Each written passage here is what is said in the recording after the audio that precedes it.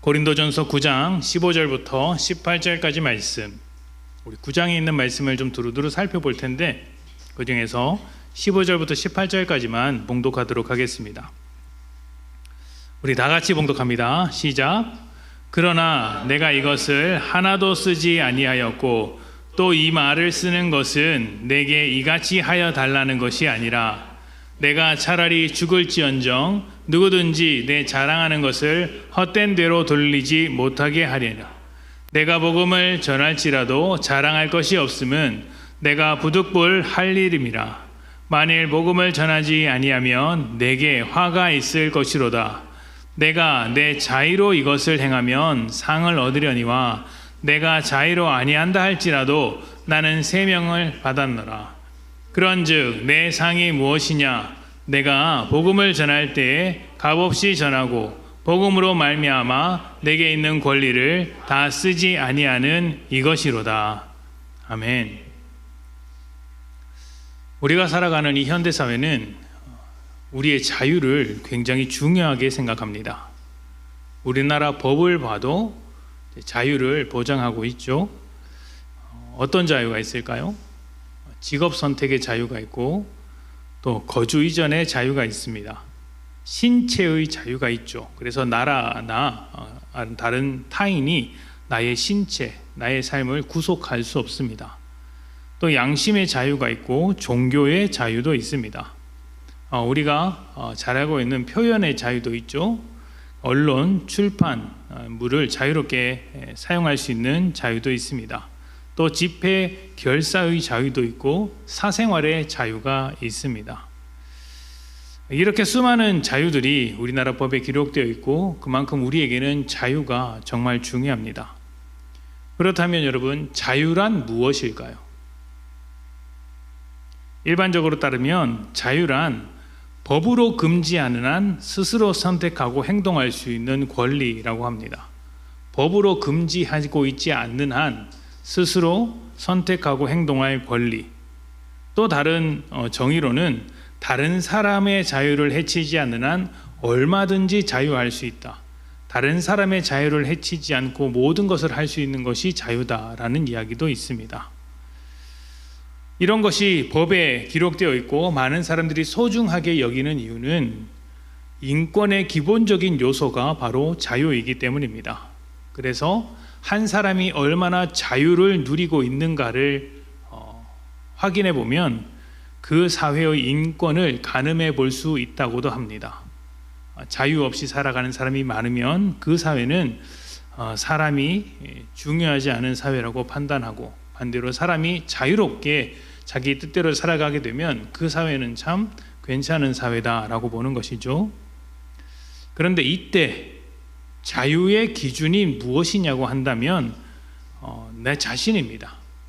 내가 하고 싶은 것을 하는 것 아닙니까? 내가 하고 싶은 것을 하는 것이 자유고, 그 자유를 얼마나 잘 사용할 수 있느냐가 그 사회의 척도라고 합니다. 문제는 이 나라는 기준이 생각보다 좋은 것은 아니라는 것에 있습니다. 우리는 나라는 기준에 맞추어서 자유를 사용하다 보면 언제나 이 자유를 남용하게끔 되어 있습니다. 최근 들어 인터넷 개인 방송이 굉장히 많아지고 있습니다. 그냥 재미있는 예능 방송부터 시사, 정치에 이르기까지 개인이 나와서 방송을 하는 시대가 되었죠. 인터넷 방송은 기존의 방송, 레거시 방송이라고도 하는데, 그런 방송에 비해서 법적인 규제가 적고 표현의 자유가 굉장히 넓습니다. 공중파는 제약이 심하지만 개인 방송은 그렇게까지 제약을 하지 않고 있는 것이죠. 그래서 장점이 있습니다. 우리가 평소에 듣지 못했던 다양한 의견을 그 인터넷 개인 방송을 통해서 개인의 생각을 들어볼 수 있습니다. 그리고 사회적으로 잘 드러나지 않았던 소수의 의견들이 잘 드러나는 경우도 있습니다. 그리고 그런 사람들의 귀를 기울여서 우리가 더욱더 발전된 방향으로, 우리 사회가 더욱더 좋은 방향으로 흘러갈 수 있다면 너무나도 좋겠죠.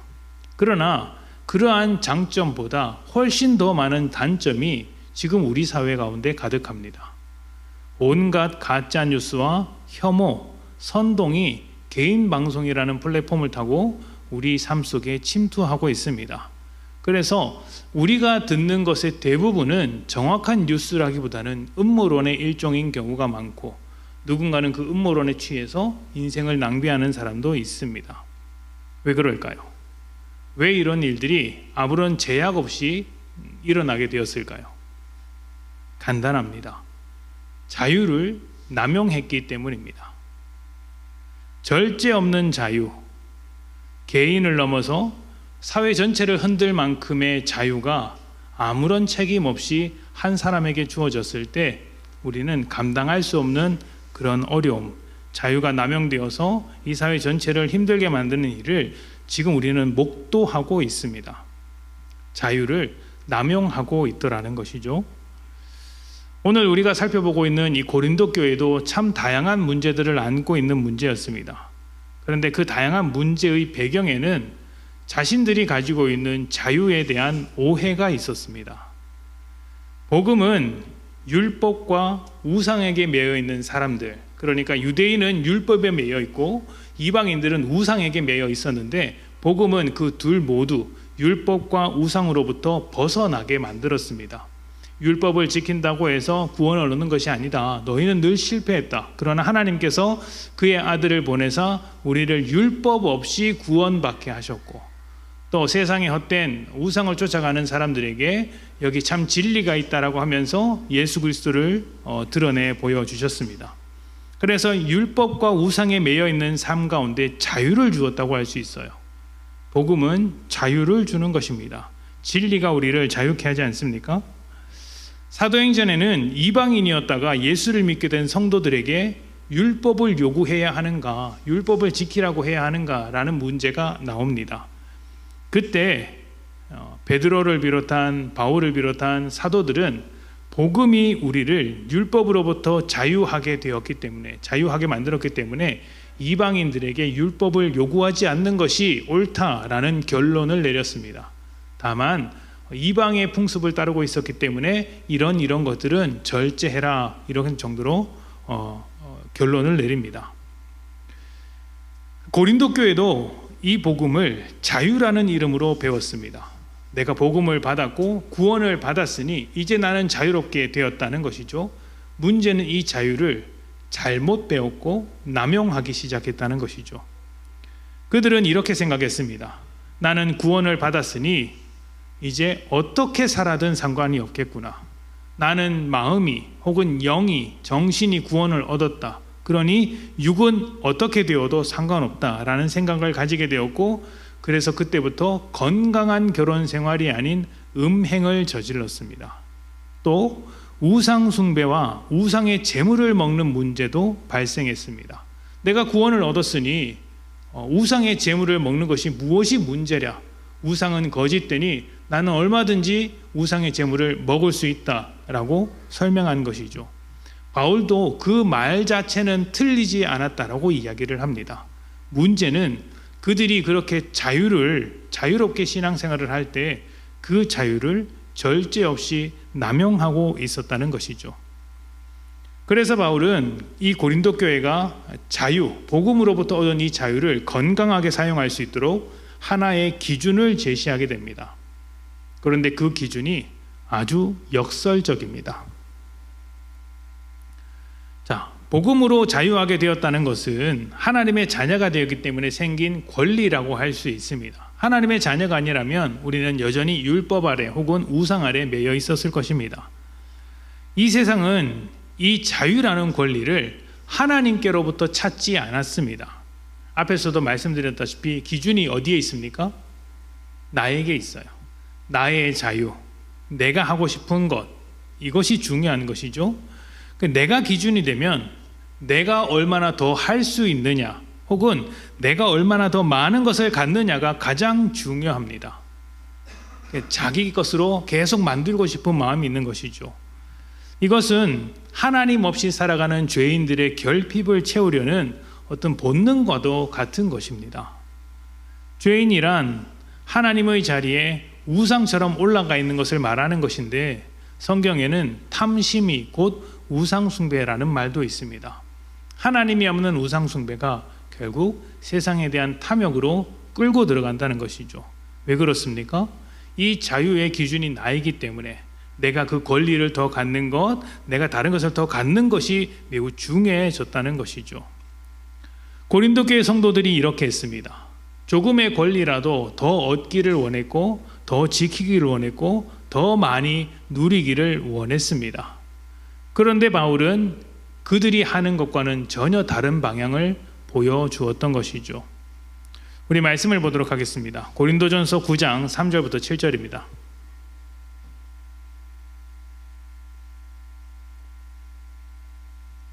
우리 같이 읽어볼까요? 3절부터 7절 시작. 나를 비판하는 자들에게 변명할 것이 이것이니 우리가 먹고 마실 권리가 없겠느냐? 우리가 다른 사도들과 주의 형제들과 게바와 믿음의 자녀된 아내를 데리고 다닐 권리가 없겠느냐? 어찌 나와 바나바만 일하지 아니할 권리가 없겠느냐? 누가 자기 비용으로 군 복무를 하겠느냐? 누가 포도를 심고 그 열매를 먹지 않겠느냐? 누가 양떼를 기르고 그 양떼의 젖을 먹지 않겠느냐? 아멘. 고린도 교회 성도들 중에는 바울이 사도가 맞는지, 사도로서의 자격이 있는지 의심을 품는 사람들이 있었습니다. 고린도 지역은 이 수사학과 철학이 굉장히 발달했는데 거기 모여든 철학자 중에서는 말을 굉장히 잘하거나 유명한 스승으로부터 배웠거나 아니면 후원을 많이 받는 사람들이 있었습니다. 이 사람은 뛰어나니까 내가 후원을 하겠다라고 해서 그 후원자가 많이 붙으면 많이 붙을수록 유능한 철학자다라는 인식을 가지고 있었던 것이죠. 고린도 교회의 존재 자체가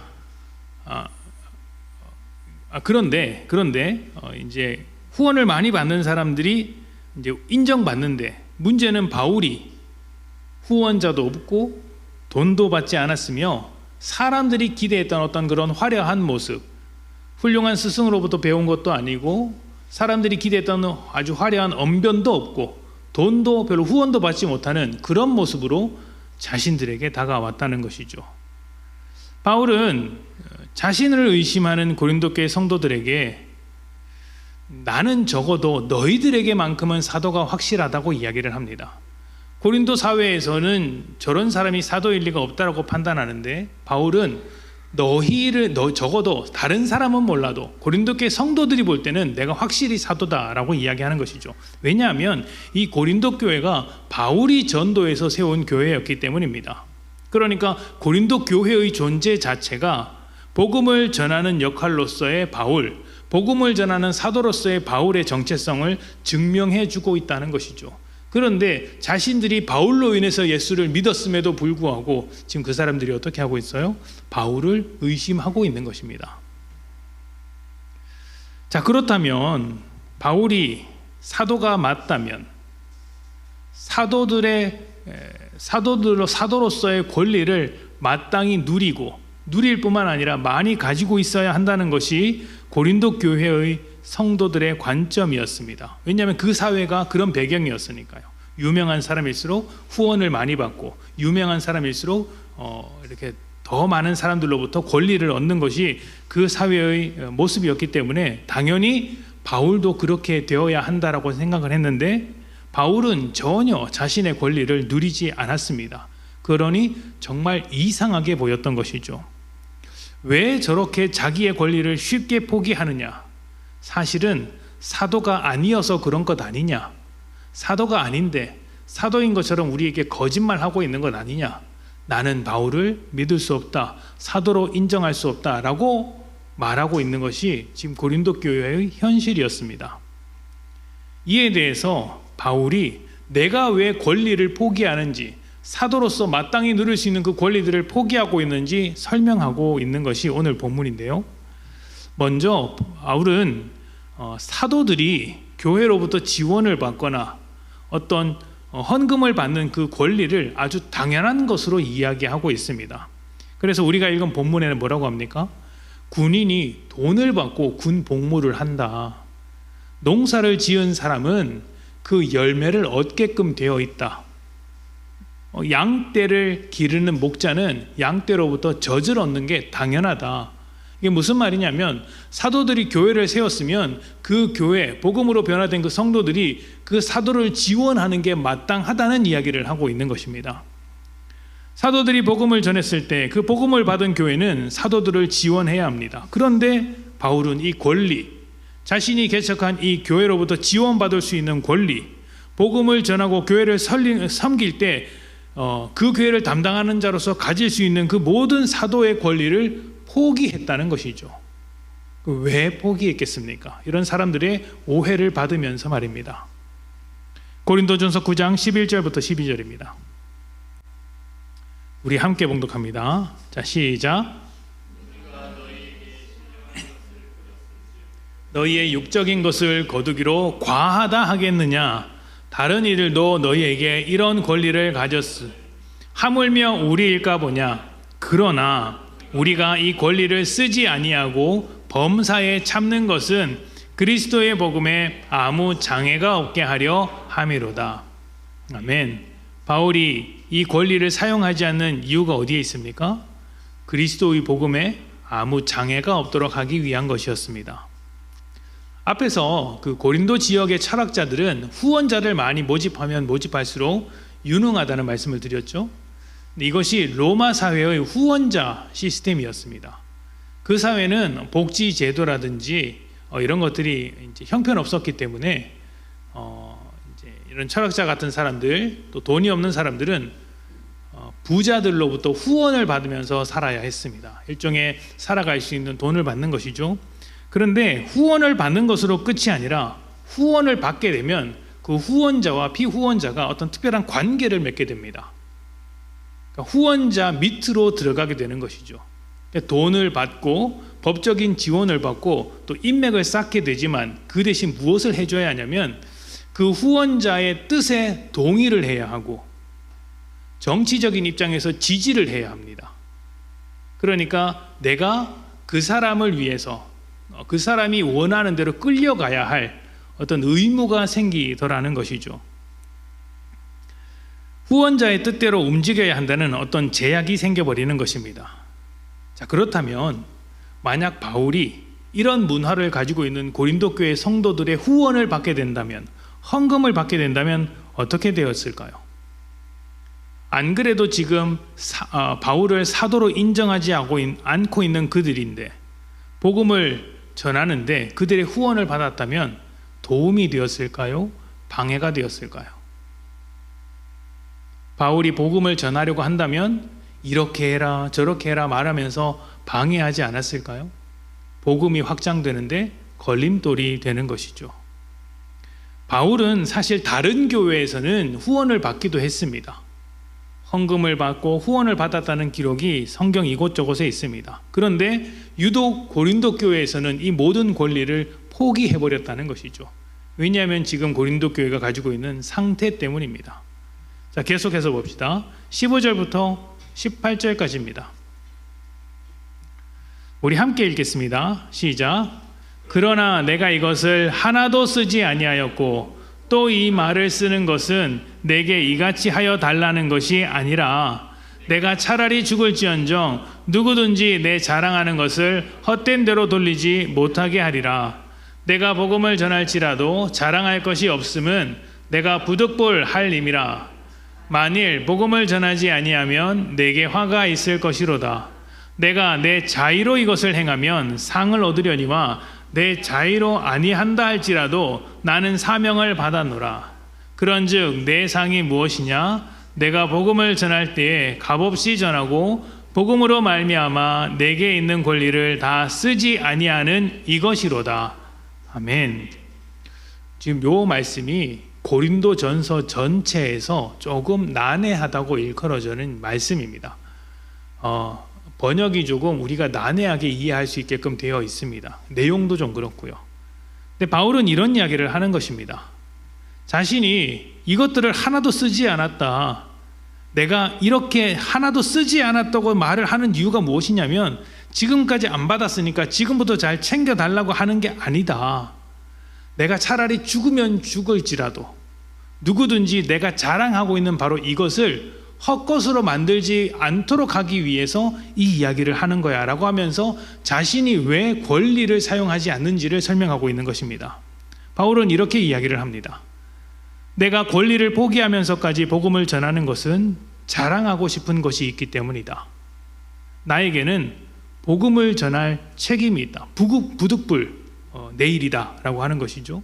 강력한 책임을 말하고 있는 거예요. 이 복음의 책임을 내가 만들어낸 것이라면 값을 받는 게 맞다. 내가 만들어서 내가 파는 거면 내가 돈을 받는 게 맞다. 상을 받는 게 맞다. 그런데 이것은 내가 만든 게 아니라 하나님께서 나에게 맡기신 사명이기 때문에 나는 돈을 받지 않는다. 인 거예요.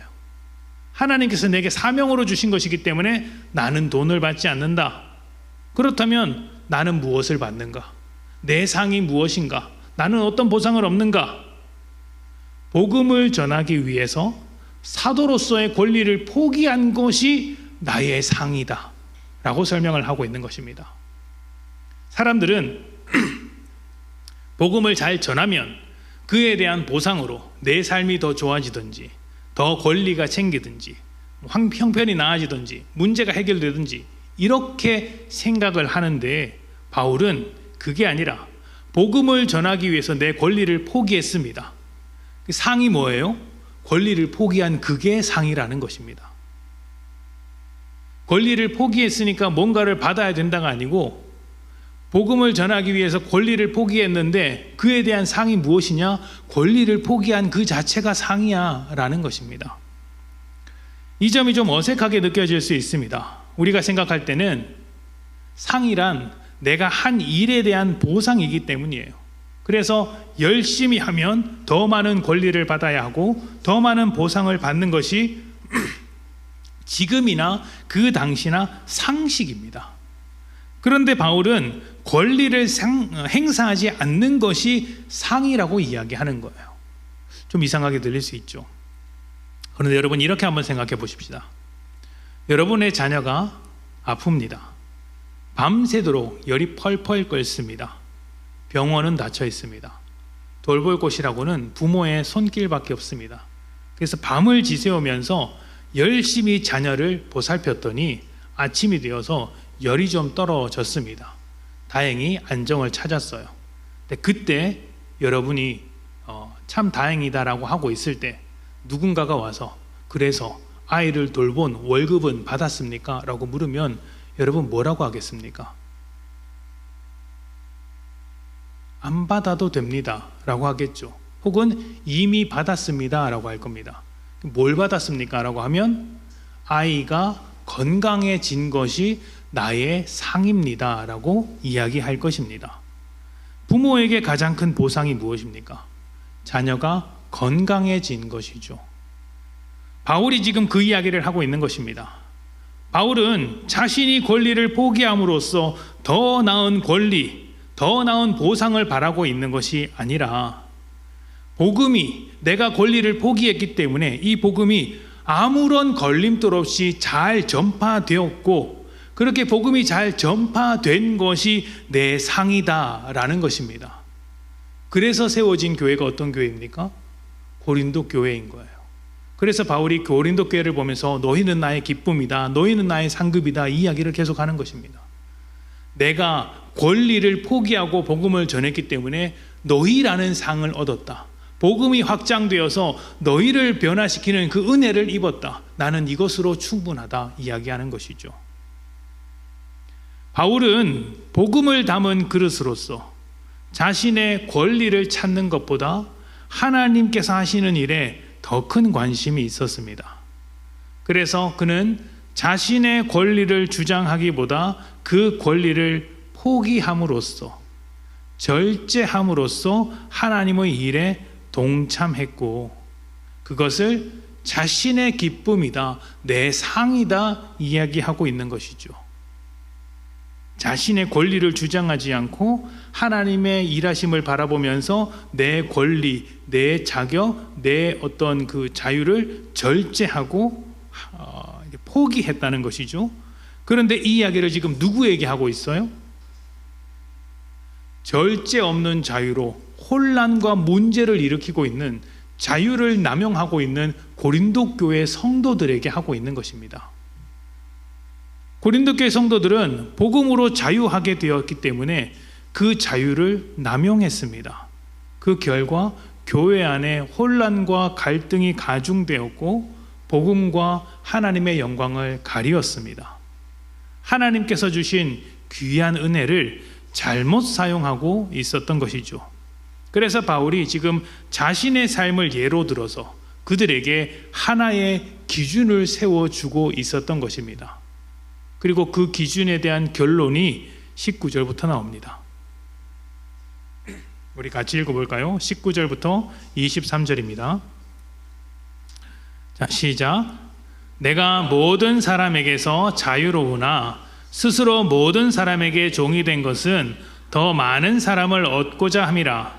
유대인들에게 내가 유대인과 같이 된 것은 유대인들을 얻고자 함이요, 율법 아래에 있는 자들에게는 내가 율법 아래에 있지 아니하나 율법 아래에 있는 자 같이 된 것은 율법 아래에 있는 자들을 얻고자 함이요, 율법 없는 자에게는 내가 하나님께는 율법 없는 자가 아니요 도리어 그리스도의 율법 아래에 있는 자이나 율법 없는 자와 같이 된 것은 율법 없는 자들을 얻고자 함이라.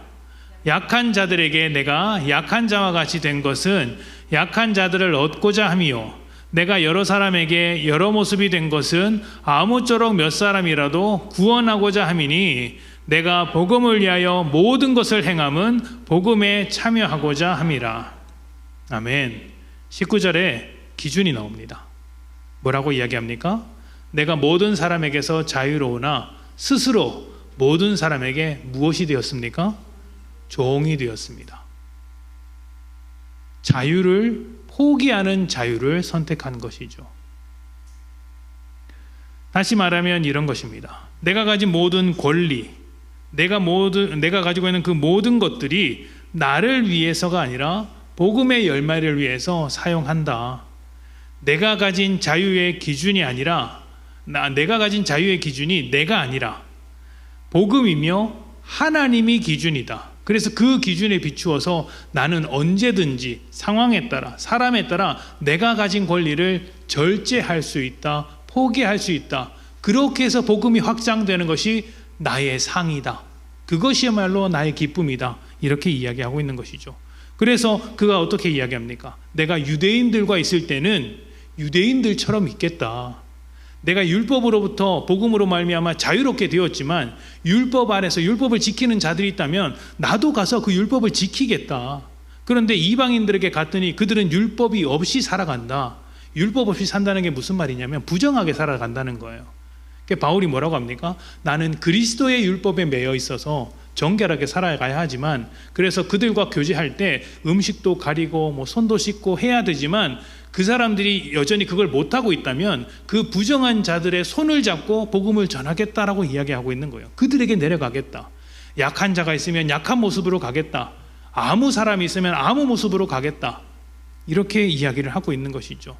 내 권리가 있고 자유가 있지만 그 모든 것들을 절제하는 방식으로 내가 아니라 상대방을 위해서 내가 복음을 들고 나아가겠다. 그렇게 해서 복음이 몇 사람에게라도 이렇게 확장된다면, 몇 사람이라도 구원할 수 있다면 그것이야말로 나에게 큰 기쁨이다. 이 이야기를 기준으로서 세워놓고 있는 것입니다. 자기가 가진 자유, 자신이 가진 그 권리를 절제하는 방향, 특히 하나님의 영광과 하나님의 그 복음을 위하여 절제하는 방향으로 사용하고 있었던 것이죠. 바울은 자신이 아닌 하나님을 기준으로 나의 만족이 아닌 하나님의 영광을 위하여 자신의 모든 권리를 사용하도록 매우 겸손한 자세로 고린도 성도들에게 요구하고 있습니다. 현대를 살아가는 우리는 어쩌면 나의 권리를 주장하는데 너무 익숙해져 있는지도 모릅니다. 작은 권리라도 빼앗기면 반드시 찾아와야 하고 피해 보상까지 받아야 하죠. 그런데 바울은 자신의 권리를 주장하지 않았습니다. 오히려 절제하고 포기했습니다. 왜 그렇습니까? 딱 한 가지 이유, 복음을 전하기 위해서였습니다. 그가 관심 있는 것은 하나님께서 나를 통해 무엇을 이루어 가기를 원하시는가, 그것밖에 없었기 때문이죠. 우리도 바울과 같이 똑같은 질문을 품고 살아야 합니다. 하나님께서 나를 통해 무엇을 이루기 원하시는가? 나는 하나님의 영광을 위해 하나님께서 내게 주신 모든 것을 사용할 준비가 되었는가? 나의 권리, 나의 자유의 기준이 나에게 있는가? 아니면 하나님께 있는가? 내 삶의 기준이 나에게 맞춰져 있는가? 복음에게 맞춰주어 있는가? 오늘 우리가 이 말씀을 통해 생각해 보기를 소망합니다. 하나님의 영광을 위해 모든 것을 절제하고 모든 것을 사용하는 복된 여러분 되시기를 축복합니다. 함께 기도하겠습니다.